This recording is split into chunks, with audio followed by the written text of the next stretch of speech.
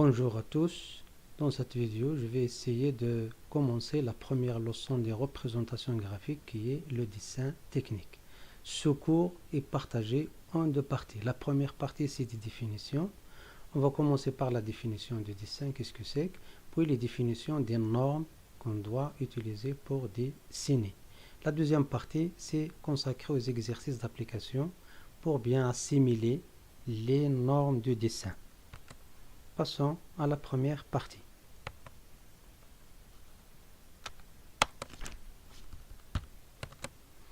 Grand 1, définition. Le dessin technique est une représentation détaillée d'un objet avant sa construction. Point.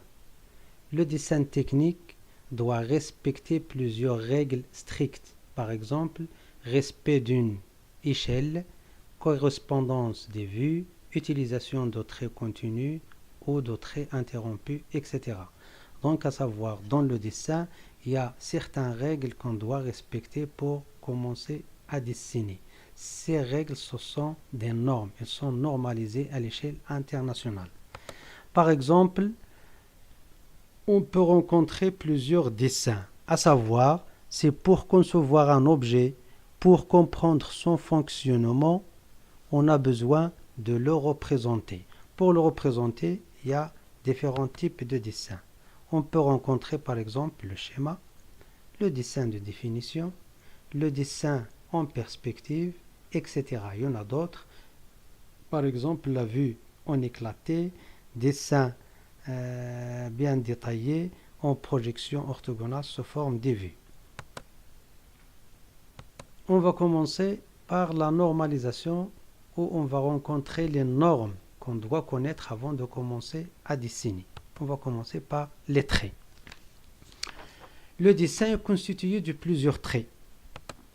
On va voir plusieurs types de traits sont employés en dessin technique.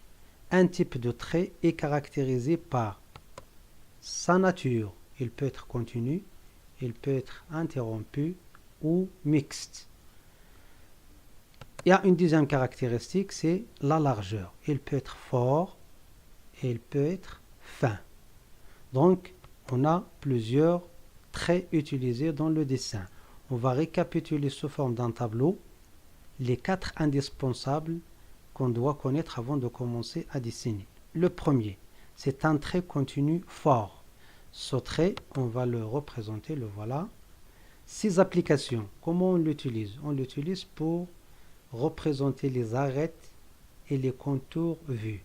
Tout ce qui est vu, ça veut dire visible, soit un contour, soit une arête, on les représente toujours par un trait continu fort.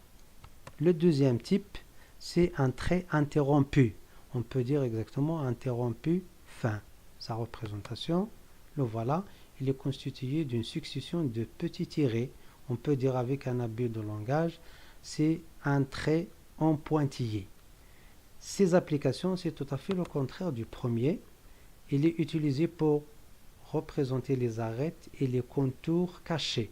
Les contours, les arêtes cachées, c'est-à-dire le contraire de vue, c'est-à-dire tout ce qui est invisible.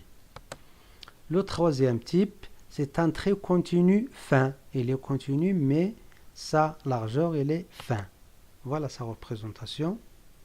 Ce type de trait, on l'utilise pour représenter ce qu'on appelle la cotation. La cotation, c'est une façon de représenter les dimensions sur un dessin. On va voir ça après avec des exemples. Puis, on utilise ce type de trait pour aussi représenter les traits inclinés qui sont utilisés pour remplir des surfaces bien coupées. Et ces traits, ça s'appelle les hachures. On va voir ça dans un exemple dans la suite. Le suivant, c'est un trait mixte fin. Un trait mixte, il est constitué de une grande tirée, un petit tiré, grand tiré, puis un petit tiré. Donc il est mixte. Le mixage entre grand tiré et petit tiré. Son utilisation, c'est pour représenter les axes et les plans de coupe. Toutes les pièces de révolution, comme un cylindre, un cône, un disque, un cercle, ils ont toujours des axes. On leur représente des axes ces axes dans le dessin sont représentés par un trait mixte. Il y a un autre type, c'est les plans de coupe. Lorsqu'on veut couper une pièce, on désigne une position et on l'appelle plan de coupe. On la représente par un trait mixte, c'est-à-dire un axe qui est renforcé aux extrémités. On va voir ça avec des exemples. Passons aux exemples, une activité pour bien identifier ces types de traits. Regardons ici une pièce en perspective. Notre utilisateur, il regarde bien de l'extérieur à partir d'une face. À partir de cette face qu'il regarde, il va dessiner une vue de l'extérieur. Cette vue de l'extérieur, on regarde bien le contour extérieur, regardez, il est représenté par un trait continu fort. Et on regarde à l'intérieur là, il y a des contours cachés, ils sont représentés par un trait interrompu fin. Si on veut valoriser bien ces contours cachés qui sont à l'intérieur de la pièce, on peut procéder à ce qu'on appelle la coupe. Regardez bien, il y a ici un trou débouchant qui traverse la pièce de haut en bas. Pour la bien montrer, on peut passer à la coupe. Regardez bien, j'ai renforcé les extrémités de l'axe. Là, c'est l'axe de trou qui traverse la pièce. Avec ces extrémités, il y a deux flèches qui indiquent le sens de regard après la coupe. Donc, on va imaginer qu'on va couper la pièce en deux ici et on va regarder la partie, enlever une partie, et regarder la partie coupée de la partie restante. Là, voilà. Après la coupe, on a enlevé une partie.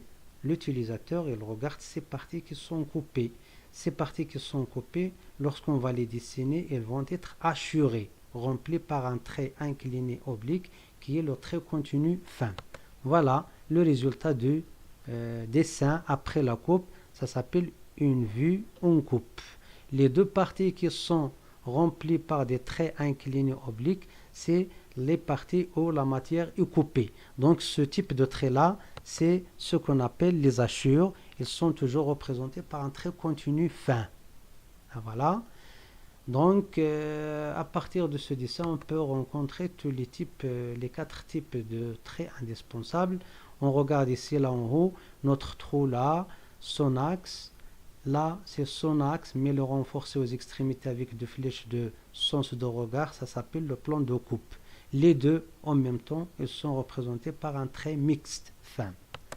Et les contours, d'ailleurs, toujours soit dans la vue en extérieur ici, ou bien dans la vue en coupe, ils sont toujours représentés par un trait continu fin. Voilà pour ce dessin qui nous montre comment utiliser les quatre traits indispensables pour commencer à dessiner. Passons à la suite. Alors, pour l'échelle, pour dessiner, il y a un constat, à savoir que certains objets sont trop petits ou trop grands pour être dessinés à leur taille réelle. Donc, pour les dessiner bien, on doit passer par l'échelle. L'échelle, c'est quoi?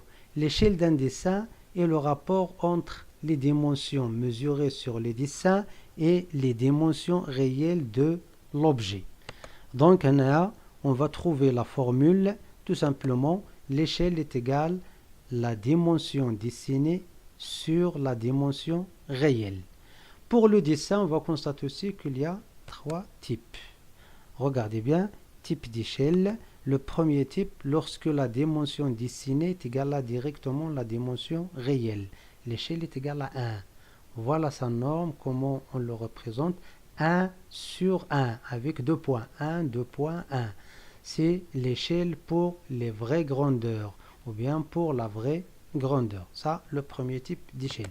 Deuxième type, lorsqu'il y a une réduction. C'est-à-dire, l'échelle doit être utilisée pour réduire les dimensions à dessiner. Là, on regarde la représentation, c'est 1, 2 points sur x. Ce x est un entier naturel qui peut être 2, 3, 4, 5, ainsi de suite. Donc 1 sur 2, 1 sur 3 comme exemple, 1 sur 10, 1 sur 20, 1 sur 100, c'est une échelle de réduction. Pour la réduction, elle réduit les dimensions pour dessiner. Troisième type, c'est l'inverse de deuxième, x 2.1, x sur 1 avec 2 points, c'est comme ça la normalisation. Pour l'agrandissement, ça c'est une échelle d'agrandissement. Il agrandit les dimensions avant de les représenter sur les dessins. Exemple, échelle de 2, on dit 2 sur 1. Échelle de 5, on dit 5 sur 1. Échelle de 10, 10 sur 1, ainsi de suite.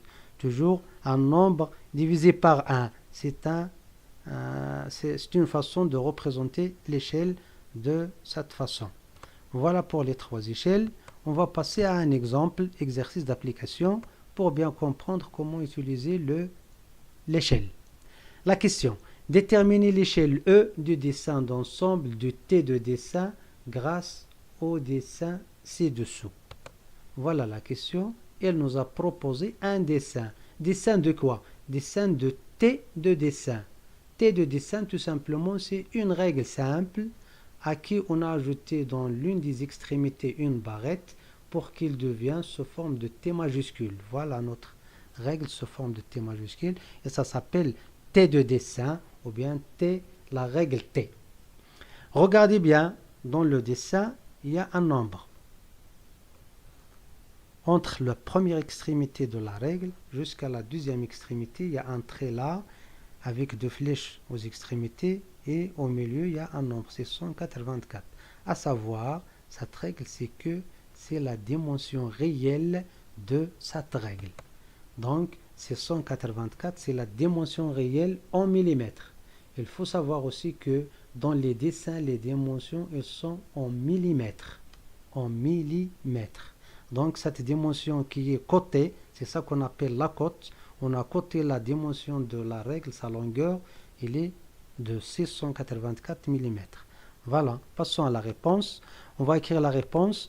La longueur réelle, c'est 184 mm. Alors, pour déterminer l'échelle qui est demandée dans la question, il nous faut encore une autre dimension. On a ici la longueur réelle, ça nous manque la longueur dessinée. Pour la longueur dessinée, il est là. Donc, on va utiliser la règle pour mesurer quelle est cette dimension dessinée. Regardez bien, je vais ajouter la règle. Voilà notre règle. Tiré de 0, il est bien positionné avec le premier bout de la règle. Et on va compter 1, 2, 3, 4, 5, 6, 7, 8, 10, 11, 12, 13, 14, 15, 16, 17. Là, je compte en centimètres. Mais regardez bien, la deuxième extrémité, elle est bien positionnée avec un petit tiret derrière 17. 17 cm, si on l'a converti en millimètres, ça va nous donner 170 mm. Donc avec ce premier tiret, c'est 171 mm. Voilà la deuxième dimension. Longueur dessinée, c'est mesuré sur les dessins, 171 mm. Continuons la réponse. Puisqu'on a les deux dimensions, on n'a qu'à utiliser la formule. L'échelle est égale la dimension dessinée qui est 171 divisé par la dimension réelle qui est 684. Voilà. Constatez aussi les chiffres sans faire le calcul avec la calculette. On peut constater que 684 est un multiple de 171. Il peut nous donner comme ça. 171 multiplié par 1 divisé par 171 multiplié par 4. On va simplifier par 171. Ça va nous rester 1 sur 4. Voilà l'échelle, 1 sur 4, mais on ne la marque pas comme ça dans le dessin. Il faut la marquer de la façon normalisée, 1, 2.4. Voilà le résultat final. Donc, E, l'échelle E est égale à 2.4, 1 sur 4. Voilà cet exercice d'application. Il nous a bien montré comment on peut utiliser la formule de l'échelle. Passons à la suite. Parmi les normes de dessin, on peut trouver ce qu'on appelle le format. Pour le format, il existe 5 formats de documents. 5 formats de documents, 5 feuilles normalisées pour dessiner. D'abord la définition.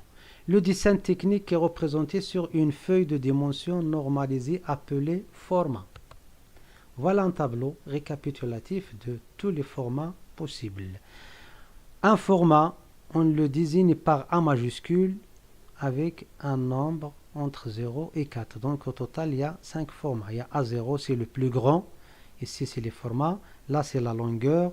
Et la colonne suivante, c'est la largeur. Regardez bien, les dimensions, ils sont en millimètres. Le grand format qu'on peut utiliser, la plus grande feuille de dessin qu'on peut utiliser, ça s'appelle le format A0. Il a pour dimension 1189 mm de longueur et 841 mm de largeur. Dans le petit croquet à droite là, c'est celle qui se trouve en bas. Cette feuille là, c'est la plus grande feuille de dessin qui s'appelle A0. La règle là pour obtenir les autres formats, c'est tout simplement de plier la plus grande sur sa longueur. Plions A0 en 2 dans sa longueur, ça va nous donner le format inférieur qui est A1. Donc A1 c'est un format inférieur à A0. Regardez ses dimensions, ici c'est sa longueur 841 et sa largeur c'est la moitié de la longueur de A0, c'est-à-dire 1189 divisé par 2, ça nous donne 594. Il y a normalement virgule 5, on néglige le virgule 5 là. Ainsi de suite, pour retrouver A2, on peut plier A1 en 2. Plions A2 en 2, on retrouve A3. Plions A3 en 2, on retrouve A4. C'est la feuille la plus simple qu'on peut utiliser en classe. Il a pour longueur de 197 mm et dans sa largeur de 110. Ils se représentent là dans le croquis. Voilà A4. Si on regroupe 2, ça va nous donner A3. A3, on regroupe 2, ça nous donne A2. A2 regroupé en 2, ça nous donne A1. A1 regroupé en 2, ça nous donne A0. Donc un croquis qui nous montre la succession des formats de dessin. Voilà pour les formats de dessin. Note, j'ai marqué là, un format directement inférieur s'obtient en divisant la longueur du grand format par 2, c'est-à-dire A0 plié en 2, dont sa longueur donne à A1. Passons à la suite. L'autre norme de dessin, c'est le cartouche. C'est quoi le cartouche?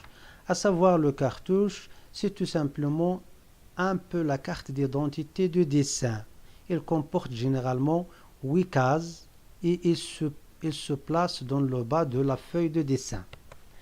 Une petite définition, le cartouche d'inscription comporte les renseignements nécessaires pour l'identification et l'exploitation pratique de dessins techniques tels que, parmi ces informations, les environs 7 ou 8, l'établissement, indispensable de mentionner l'établissement auquel ce dessin est réalisé, le titre de dessin, le nom de la pièce, le nom de l'objet, le nom du système technique qui est dessiné, ainsi de suite. L'échelle de dessin, l'échelle que vous avez utilisée pour dessiner, symbole de disposition européen des vues.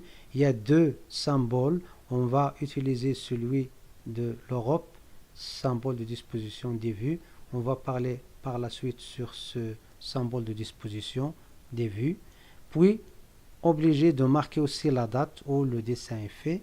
Le nom du dessinateur, c'est toi qui es le dessinateur, tu vas marquer ton nom. La classe, par exemple, ta classe. Le numéro de la planche. Chaque dessin, on peut l'appeler sous forme d'une planche et on les numérote. Ils sont numérotés. Le dessin numéro 1, numéro 2, 15, 13, 15, ainsi de suite. Donc ces informations, c'est les données qu'on peut marquer sur le tableau qui s'appelle le cartouche qui se place en bas de la feuille de dessin. Voilà un modèle. Regardez bien. Avec des dimensions bien précises, toujours ce tableau, dans sa longueur 190 mm. Il y a là une grande case au milieu, établissement, on marque le nom de l'établissement. Ici, la désignation ou le nom de la pièce, la désignation ou le nom du dessin. À gauche, en haut, la première case, c'est là on marque l'échelle. En bas, le symbole de la disposition. C'est le symbole de disposition européen. Et en bas, la dernière case à gauche, c'est le format. Là, on marque le format utilisé. Est-ce qu'on a utilisé le format A0? On va marquer A0. On a utilisé A3, on va marquer A3. On a utilisé A4, on va marquer A4. Et passons à droite, il y a dessiné par. Là, c'est cette case, c'est consacré pour le nom du dessinateur. En bas, la date où le dessin est réalisé. Puis en bas, c'est la planche numéro, c'est-à-dire le numéro tout simplement de dessin, numéro de dessin. Voilà les renseignements indispensables qu'on doit marquer sur ce tableau, ce cadre qui se trouve en bas de la feuille de dessin. La suite, l'écriture. C'est très indispensable de bien marquer ton écriture avec le dessin, avec une écriture bien claire et nette. Donc, dans ce cas-là, pour l'écriture, sur un dessin technique, on utilise une écriture normalisée. L'écriture normalisée, tout simplement, c'est de bien écrire avec des lettres latines, soit en majuscules, voilà, des lettres en majuscules, et on respecte une certaine hauteur, voilà, même les lettres accentuées, soit on utilise les minuscules de la machine, comme ça, avec une certaine hauteur, et ainsi de suite pour les nombres, on les marque bien pour qu'ils soient bien lisibles pour éviter l'ambiguïté. Voilà pour l'écriture. Passons aux exercices d'application. Exercice d'application numéro 1. On a proposé là un dessin. Regardez bien, l'utilisateur regarde la pièce de l'extérieur. Voilà une vue de l'extérieur. Regardez bien, il y a un plan de coupe comme on a vu dans l'explication, dans la leçon. Les flèches sont de coupe. Voilà une vue, une coupe. Voilà l'utilisateur, il vient de terminer ses hachures des parties de la matière qui sont coupées, sont marquées là. Donc, lorsqu'on regarde la partie coupée, c'est celle-là qui nous donne cette vue qui s'appelle la vue en coupe. La question. Déterminer le nom de chaque trait sur le dessin. Il y a des flèches là, il y a un point d'interrogation. Donc, tu dois marquer quel est le type de trait qui est indiqué par ces flèches. Là aussi, il y a un point d'interrogation. Il y a d'autres traits, de flèches qui indiquent un certain trait. Marquez ici quel est son nom. Aussi, ici, une flèche qui indique un certain trait. Marquez son nom à côté de la flèche. Puis, le dernier, il y a un point d'interrogation. Ces deux flèches-là, une dans la vue en coupe et une dans la vue de l'extérieur. Ce trait qui est indiqué par les flèches, marquez son nom là. C'est ça qui est demandé. Donc, pour faire cet exercice, à ce point-là, vous pouvez mettre pause pour la vidéo et répondez avant de passer voir la correction. Il y a un deuxième exercice d'application. La même démarche, c'est pour bien simuler les normes qu'on vient de voir sur le début de la vidéo. La question toujours, déterminer le nom de chaque trait sur le dessin suivant. On vous a donné une vue d'une pièce et il y a des indications là de certains traits. Ce trait-là, quel est son nom, marquez-le ici. Ce trait-là, quel est son type, son nom, marquez-le ici. Le suivant, s'il y a un trait là, quel est son nom là. Un autre trait là, il est fléché, marquez son nom ici. Voilà. Vous pouvez aussi, de la même façon, mettre pause pour la vidéo et répondre avant de passer voir la correction. Le troisième exercice d'application. Ces exercices, c'est indispensable pour bien simuler les choses ou bien les normes qu'on vient de voir au début de la vidéo. La première question de l'exercice numéro 3. Quelles sont les dimensions du format A4? La réponse, à toi de marquer les dimensions là, la longueur multipliée par la largeur, tout simplement. La deuxième question, remplissez ce cartouche avec les renseignements suivants. On vous a proposé un cartouche vide et il vous a donné des renseignements, à vous de le remplir. Je lis les renseignements. Tu as utilisé une feuille de format A4, point. La pièce dessinée est un cube. Point. Ce dessin numéro 15 est réalisé à l'échelle 2/1. C'est toi qui as fait ce dessin aujourd'hui pour le collège. Donc, tu as tous les renseignements nécessaires dans ces 4 phrases. À toi de les bien positionner dans les cases convenables de ce cartouche. Vous pouvez mettre pause pour la vidéo et répondre avant de passer voir la réponse. Voilà, je passe maintenant à la correction des exercices. Il y a 3 exercices, on va essayer de consulter rapidement leurs réponses. Voilà la correction. Le premier exercice d'application, là les flèches, elles indiquent ce qu'on appelle un trait interrompu fin, qui est utilisé pour représenter des contours cachés. Là, c'est un contour caché. Là aussi, c'est un contour caché. On utilise dans le dessin un trait interrompu fin. Ici, là, c'est un contour extérieur. Il est vu, il est visible. Il est représenté par un trait continu fort. C'est un contour vu. C'est des contours vus. Là, c'est les hachures, parce que c'est une partie de la matière coupée là. Il est indiqué par cette partie de l'utilisateur. Voilà, l'utilisateur, il vient de marquer ces hachures. Donc, ce sont des hachures. Ils sont représentés par un trait continu fin. Et là, c'est l'axe, un axe qui représente plan de coupe. Les deux, ils sont tous représentés toujours par un trait mixte fin. Voilà pour le premier exercice d'application.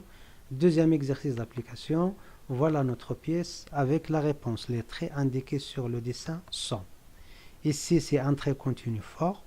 Ici, c'est un axe, donc c'est un trait mixte fin. Ici, c'est un trait continu fin. Et ici, c'est un trait interrompu fin. La réponse de troisième exercice d'application. Voilà. Quelles sont les dimensions du format A4? Le format A4, c'est 297 multiplié par 210. La longueur de 197, la largeur de 110. Toujours les dimensions, c'est en millimètres. La deuxième question, la première phrase. Tu as utilisé une feuille de format A4. Donc voilà mon format A4. Je vais le placer à sa position, la case à gauche en bas, A4. La deuxième phrase, la pièce dessinée est un cube. Je marque dans cette case-là, la plus grande, c'est la désignation de la pièce dessinée, le cube. La troisième phrase, ce dessin numéro 15 est réalisé à l'échelle 2 sur 1. Déjà, numéro 2, dessin c'est 15, donc la planche numéro 15.